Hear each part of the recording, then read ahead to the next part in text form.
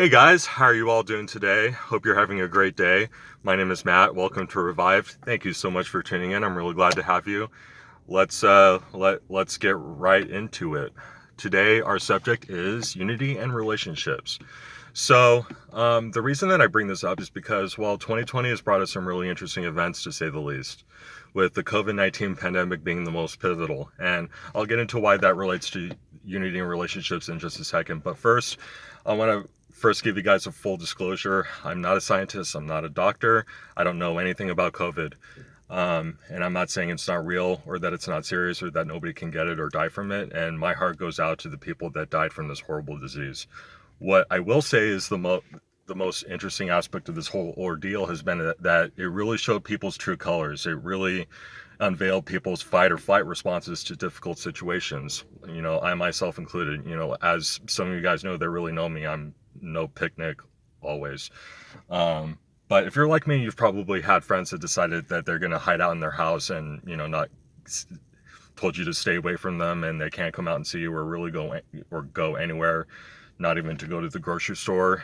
And they may have had good intentions behind it.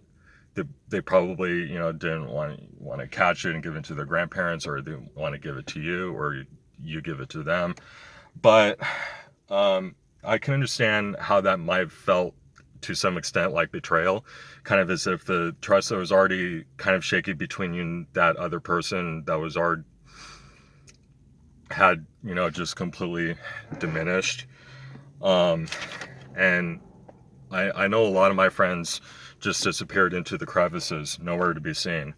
But honestly, you're much better off with the people that decide to stay and fight with you, rather than the people that go and hide out somewhere, like in their house or in their basement.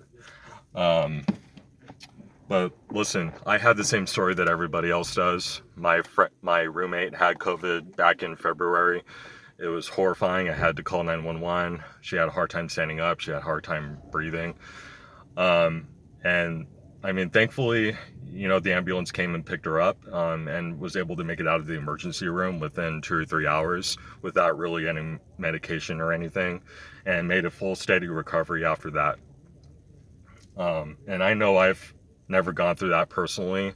I may have had COVID and not have even known it. But I have been through a lot of bullshit in my life too. Sometimes even to the point where I almost died. I do Uber for a living. I think I almost died twice as an Uber driver. But I guess my bottom line is take risks.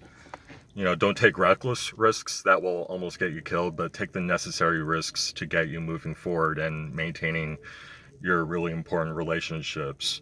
Take the necessary calculated risks.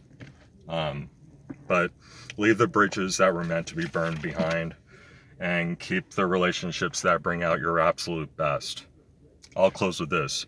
In a world full of Zoom calls, text messages, Instagram, YouTube, what I will say is that a phone call was always more personable than a text message, and an in-person interaction is always more personable than a phone call.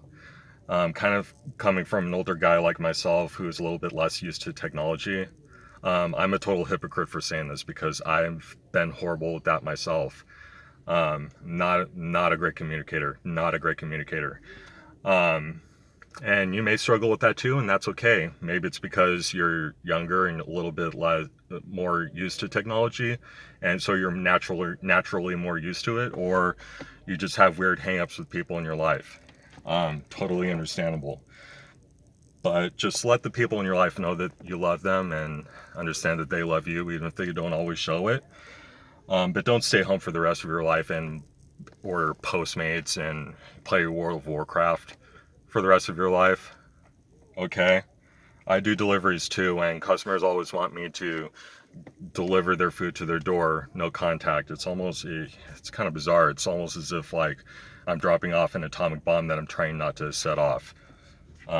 But anyway, guys, I hope this was helpful. I hope you guys enjoyed watching this video. I hope it was informational. Um, I will be releasing a new video every week. Um, on Instagram, and every month on Instagram and my YouTube page.